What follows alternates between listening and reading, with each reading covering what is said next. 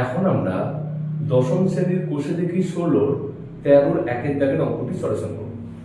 অঙ্কটি রয়েছে, দেখো এখানে বহু বিকল্পীয় প্রশ্ন, এমসিকিউ প্রশ্ন।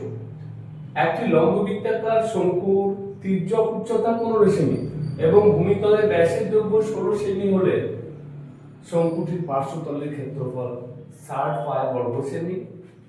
অপশন বি 68 পাই বর্গ সেমি, অপশন সি 120 পাই বর্গ সেমি, অপশন ডি 130 পাই বর্গ সেমি। তো দেখো এখানে আমাদের বলে দেওয়া রয়েছে তির্যক উচ্চতা, তাহলে আমরা এরকম লিখতে পারি শঙ্কুটির। দেখো এমসিকিউ প্রশ্ন, এখানে আমি একটু লিখে তোমাদের অঙ্কটা বোঝানোর জন্য দিচ্ছি, কিন্তু তোমরা যত শর্টে পারবে অ্যান্সার করার চেষ্টা করবে। শঙ্কুটির তির্যক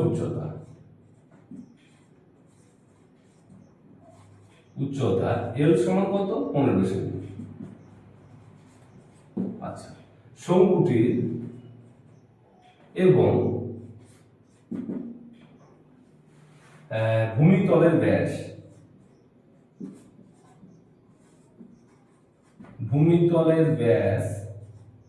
সমান কত? 16 সেমি।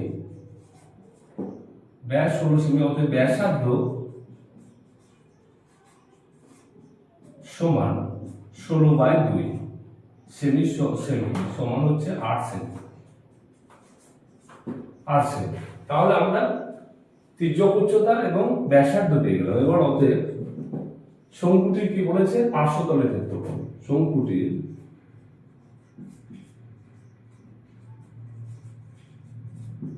পার্শ্বতলের ক্ষেত্রফল সমান কত? পার্শ্বতলের ক্ষেত্রফল পাই আর এল। দেখো এখানে পাই কিন্তু আমাদের এমসিকিউ অ্যানসার করার সময় কোশ্চেনে আমাদের অ্যানসার গুলো প্রথমত একটু ফলো করে নিতে হবে। তার কারণ এখানে পাই বর্গ সেমি, 60 পাই বর্গ সেমি, সুতরাং এখানে যে পাইটা আছে পাইটা আমরা মান বসাবো না, তখন পাই থাকছে। এটা কিন্তু আমরা অ্যানসার দেখে নেওয়ার জন্য নিলে তবে বুঝতে পারবো, উইদাউট কিন্তু মান বসিয়ে দিয়ে ক্যালকুলেশন করে আবার সেগুলোকে সমস্যা করতে হবে। তাই আমরা আগে এমসিকিউ কোশ্চেন অ্যানসার করার সময় তার কি অ্যানসার দেওয়া রয়েছে সেগুলোকে একটু ফলো করে নেব। তো দেখো এখানে পাই লিখছি, আর এখানে হচ্ছে আর এর মান কত? আর হচ্ছে ব্যাসার্ধ 8 ইনটু ব্যাসার্ধ 8 ইনটু এল এর মান হচ্ছে 15। হ্যাঁ, তাহলে 8 15 কত? 120 পাই বর্গ সেমি। হ্যাঁ, 120 পাই বর্গ সেমি। তাহলে আমাদের সঠিক আনসার হচ্ছে অপশন 3, 120 পাই বর্গ সেমি।